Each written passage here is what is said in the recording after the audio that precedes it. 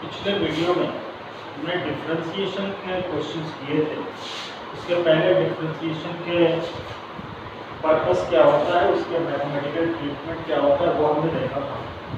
आज हम डिस्कस कर रहे हैं इंटीग्रेशन।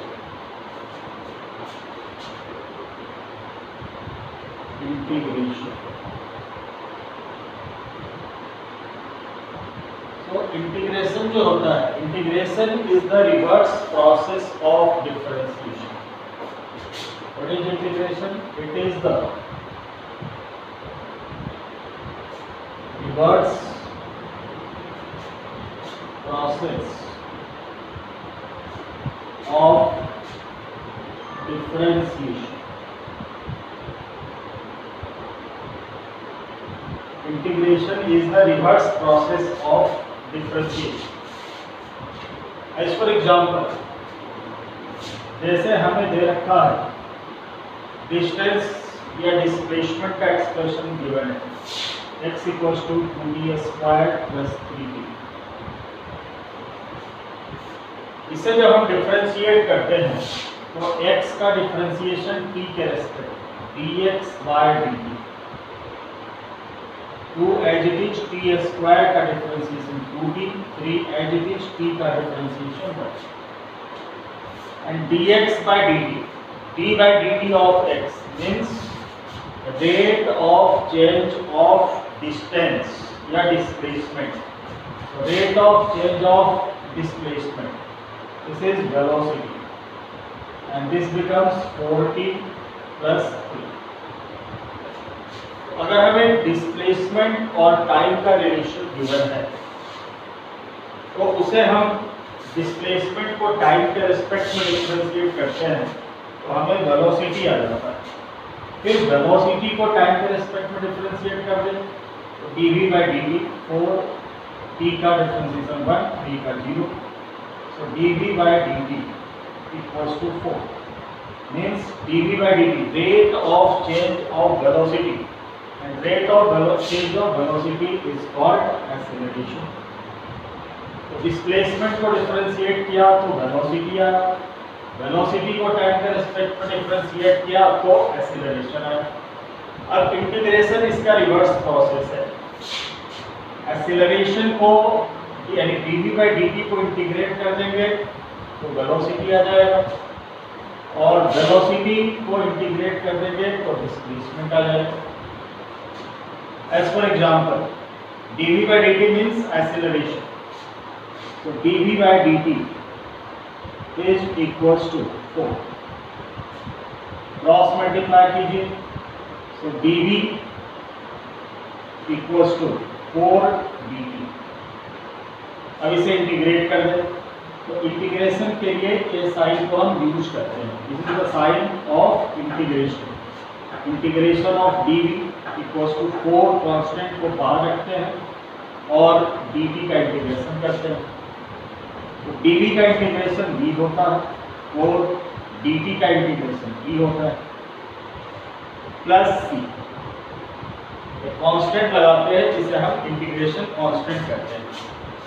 तो हमने एक्सीलरेशन को इंटीग्रेट कर दिया तो हमें क्या आ गया, expression for velocity v equals to 4t plus 3, and 3 is a constant, so the value of c is 3. इसी तरह से वेलोसिटी को हम इंटीग्रेट कर देंगे तो हमारे पास डिस्प्लेसमेंट का एक्सप्रेशन आ गया। So integration is the reverse process of differentiation. Geometrically हम इसे देखें, suppose coordinate axis O x y,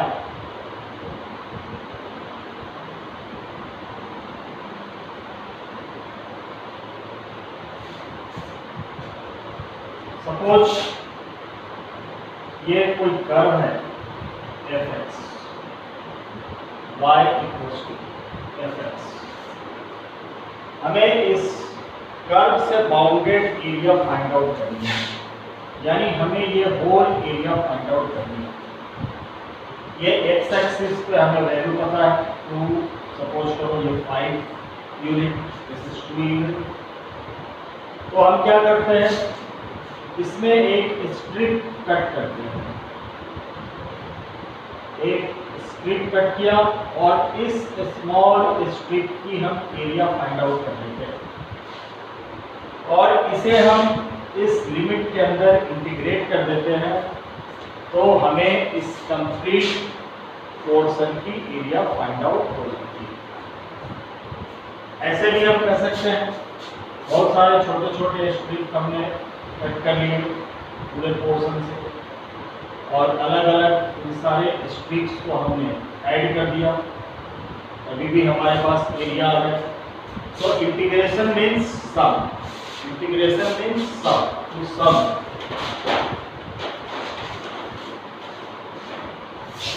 कुछ और एग्जांपल देखते हैं, जैसे suppose y equals to X square given, y equals to X square. अब इसका डिफरेंशिएशन कीजिए y का x के रिस्पेक्ट में, तो dy का dx इक्वल्स टू 2x। इसे क्रॉस मल्टीप्लाई कर देते हैं, so dy equals to 2x dx।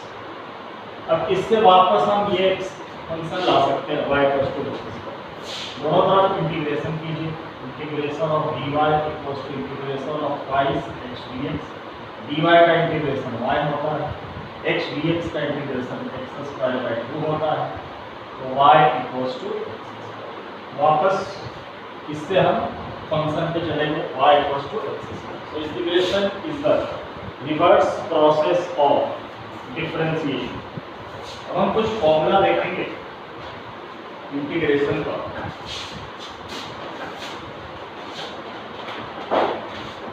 Integration भी दो टाइप का होगा, एक तो इंडेफिनिट इंटीग्रेशन होगा जिसमें हम c लगाते हैं कांस्टेंट के फॉर्म में, उसमें लिमिट नहीं गिवन होगी। डेफिनिट इंटीग्रेशन को भी हम इंडेफिनिट की तरह सॉल्व करते हैं, वहां पे एग्जैक्ट वैल्यू आती है, कांस्टेंट की जरूरत नहीं होती। लेकिन डेफिनिट इंटीग्रेशन में हमें लिमिट दिया जाएगा, कहां से कहां तक, किस रेंज से किस रेंज तक हमें इंटीग्रेट करनी है, यानी हमें लोअर लिमिट और अपर लिमिट दोनों गिवन होंगे डेफिनिट इंटीग्रेशन में। तो दोनों टाइप के क्वेश्चंस को देखेंगे। सबसे पहले हम फॉर्मूला देखते हैं इंटीग्रेशन का। Formula integration of x raise to the power n dx equals to x raise to the power n plus 1 upon n plus 1 plus c, where c is the integration constant. Integration of c dx, c कुछ भी हो सकता है constant का। Integration of c dx, constant term को अगर integration करना है तो कांस्टेंट टर्म को आउटसाइड रखते हैं, तो c को इंटीग्रेशन से बाहर ले लिया, तो इंटीग्रेशन ऑफ dx प्लस कोई और कांस्टेंट क्या है a, और dx का इंटीग्रेशन x होता है, तो cx plus a। Integration of dx equals to x, integration of dy equals to y, integration of dz equals to z, integration of dt equals to t। अब अगर constant भी है और variable भी है, दोनों का कॉम्बिनेशन है, as for integration of c x raised to the power n dx, same process, c constant को बाहर ले लेंगे, integration of x raised to the power n dx, so c and x raised to the power n plus 1 by n plus 1 plus a, where a is the integration constant. Integration of dx by x, integration of dx by x, this is log of x base plus c. Integration of dx by x, this is log x. Integration of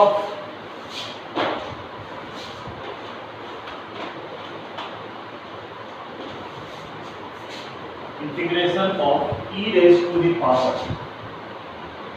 integration of e raised to the power ax plus b dx. Firstly, see integration of e raised to the power x, integration of e raised to the power x. The formula is as it is, e raised to the power x plus c.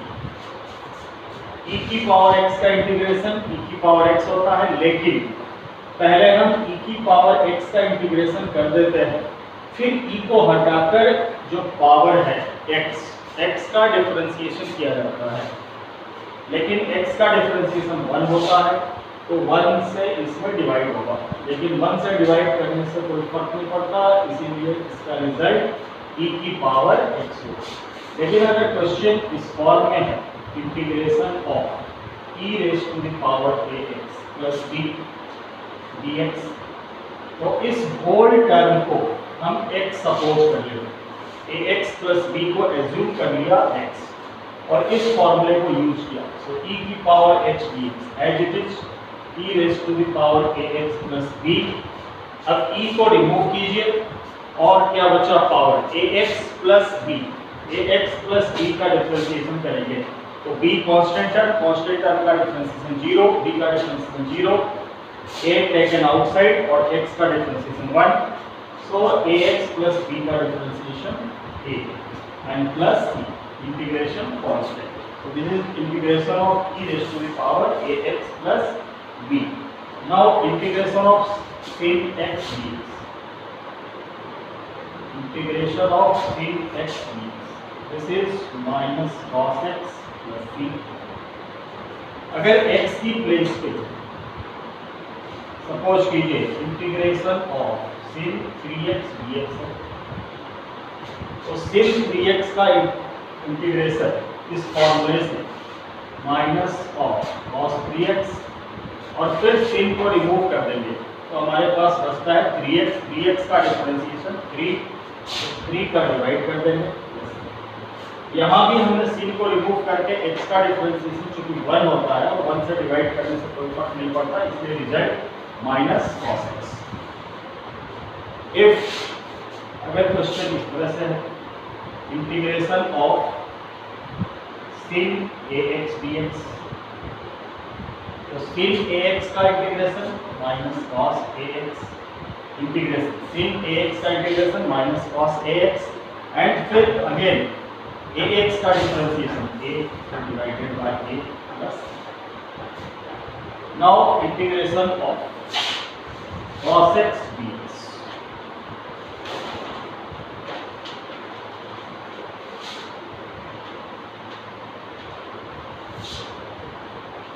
integration of cos x dx,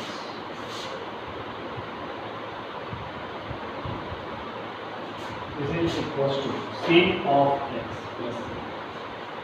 Again, if there is a question like integration of cos ax dx, x के साथ a का multiply है, तो cos ax का तो sin ax हुआ, upon cos को remove करेंगे, ax का डिफरेंशिएशन करेंगे, तो a आउटसाइड x का 1, यानी ax का differentiation a plus c। Integration of sec square x,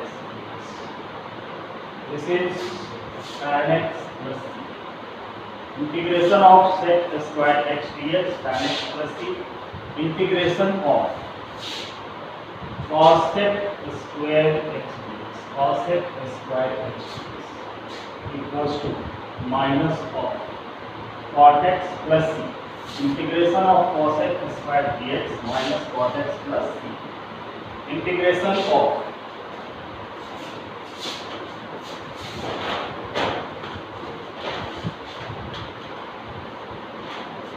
suppose question is like integration of sin ax plus b dx, integration of sin ax plus b dx, तो इस पूरे function को ax plus b को हम x assume करेंगे और sin ax plus b इसको x assume किया, तो sin x का माइनस का cos x means minus cos ax plus b, sin को रिमूव कीजिए, ax plus b, b का डिफरेंशिएशन 0 और ax का a एंड प्लस, तो sin ax plus b का integration.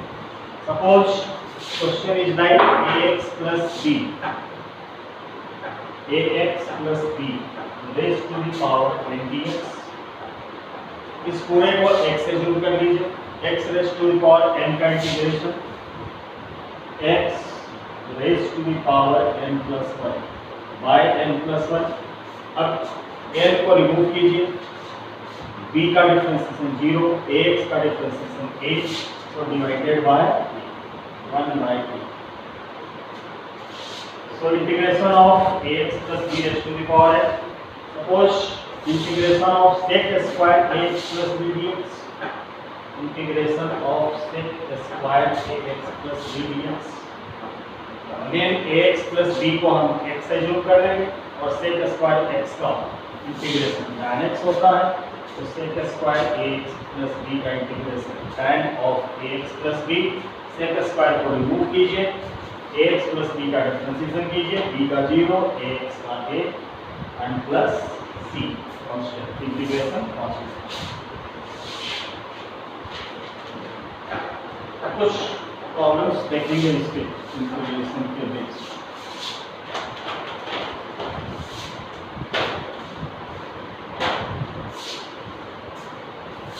Integration of x minus 1 by x dx. Integration is represented by I. X minus 1 by x dx. I means integration. Firstly, we will remove the terms, remove the bracket. Integration of x dx minus integration of dx by x, dx by x. यहाँ पे power कुछ नहीं है तो 1 है, इसका integration x raise to the power n पे होगा, x raise to the power n plus 1 by n plus 1, और इसका direct formula integration of dx by x log base dx, so it becomes x square by 2 minus log base dx plus c is the integration constant.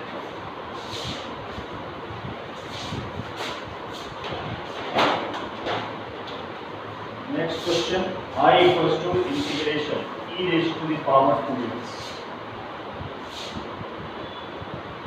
Integration e raised to the power 2x plus 1 by x square dx. So we will separate both the terms, e raised to the power 2x dx plus integration 1 by x square can be written as x raised to the power minus 2 dx. Now तो formula for इसको x suppose कर लीजिए 2x को, तो e की power x का इंटीग्रेशन e की पावर x, e को हटा दीजिए, रिमूव कीजिए, 2x का डिफरेंशिएशन 2 बाय 2 प्लस इसका integration x raise to the power n, तो x raise to the power n plus 1 by n plus 1 c, so it becomes 1 by 2 e raise to the power 2x minus 2 plus 1 minus 1 minus plus minus x raised to the power minus 1 plus c, and final result 1 by 2 e raised to the power 2x minus this can be written as 1 by x and plus c.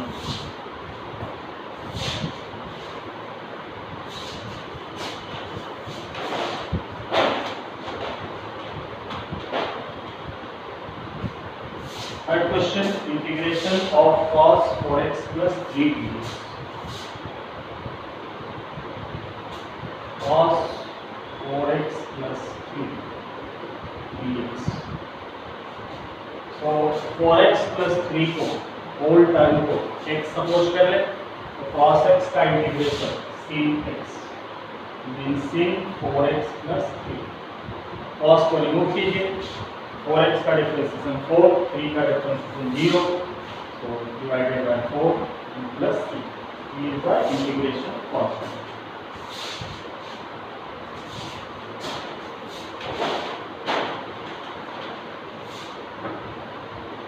I equals to integration of cos square x dx.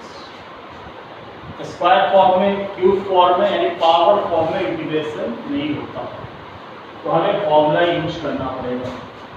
cos 2x is equals to 2 cos square x minus 1. cos 2x का formula minus 1 will come on left side becomes plus 1 plus cos 2x. And this 2 will come on the denominator side. So this is the formula for cos square x. 1 plus cos 2x by 2. So firstly we will write the formula for cos square x. which is 1 plus cos 2x by 2 and integration of dx. Now remove the bracket. So 1 by 2 integration dx plus 1 by 2 integration cos 2x dx. Now 1 by 2 and integration of dx is x plus 1 by 2 integration इसको 2x को x से जोड़ कीजिए cos x का integration sin x 1 by 2 sin 2x and again remove the cos and differentiation of 2x is 2 plus 3. So this is the result.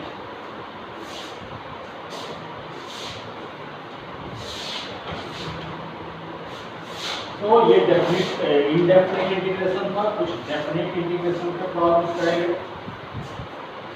So ax square plus bx plus c integration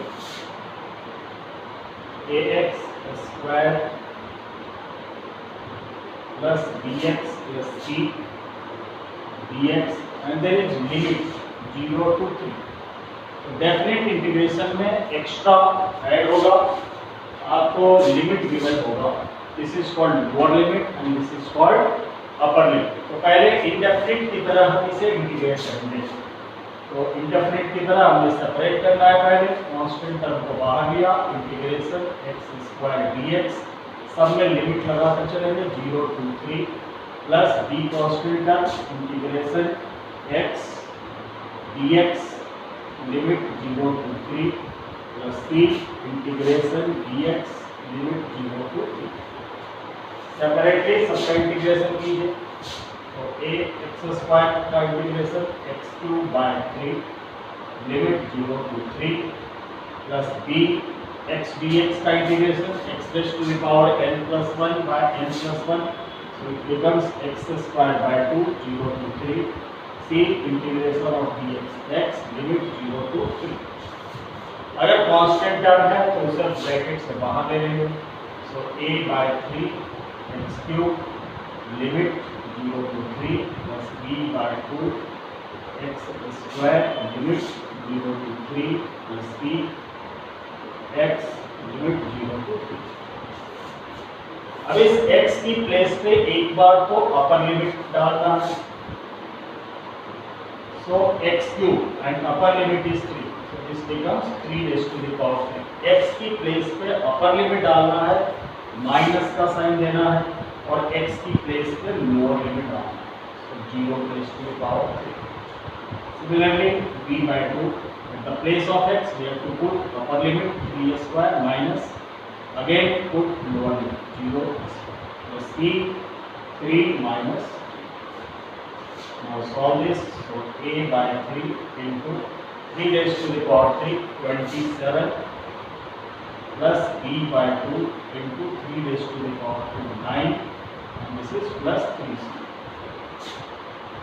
This becomes 9 of a plus 9b by 2 and plus 3c. This is the final. So this is the way to solve definite integration.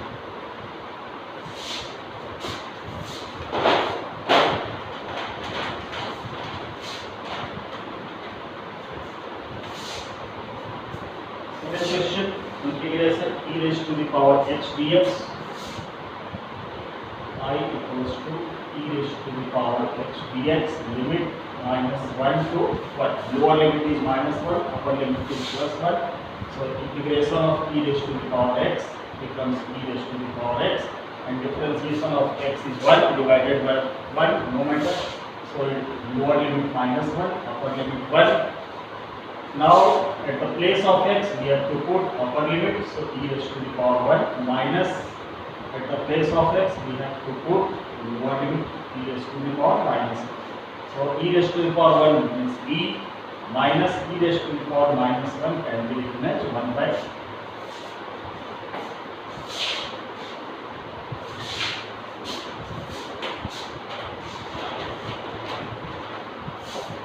integration of cos x dx.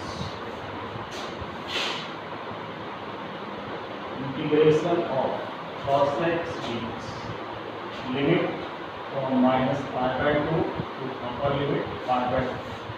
We know integration of cos x is sin of x and limit minus pi by 2 to plus pi by 2. At the place of x we have to put upper limit, so sin pi by 2, and minus sign. At the place of x we have to put the lower limit, sin of minus pi. So sin of pi by 2 and sin of minus theta, it becomes minus, and already there was minus, so minus minus it becomes plus sin pi by 2. The value of sin pi by 2 is 1, 1 plus 1 2. So the result is 2. Integration of cos x dx minus pi by 2 to plus pi by 2, and this is 2. Result is 2.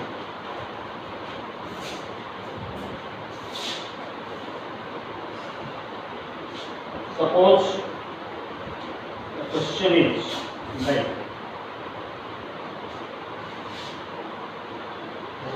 x and y.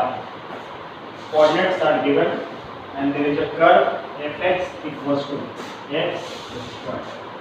This is the curve fx equals to x square. We have to find, this is the range given, 2 units and 3 units. We have to find this much area.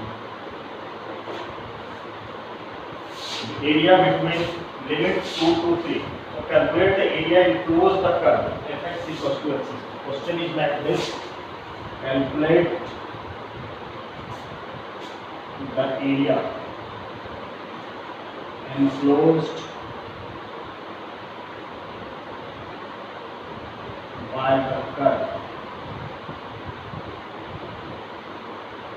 fx equals to x square. Calculate the area enclosed by the curve x equals to x square between the limit x equals to 2, between the limit x equals to 2 to x equals to 3. 2 से 3 unit limit के बीच में we have to calculate area. So for finding area we will integrate this function, integration of x square dx, and limit 2 to 3. So integration of x square integrated on the formula x raised to the power n. So this becomes x raised to the power n plus 1 by n plus 1, and limit 2 to 3. This becomes x cube by 3 and limit 2 to 3. Constant term taken outside, 1 by 3 x cube and 2 to 3. At the place of x, firstly we have to put upper limit 3 raised to the power 3 minus lower limit 2 raised to the power 3. So this becomes 1 by 3 raised to the power 3 27, 2 raised to the power 3 8, 27 minus 8 19. So the answer is area of this curve between the limit 2 to 3 is 19 by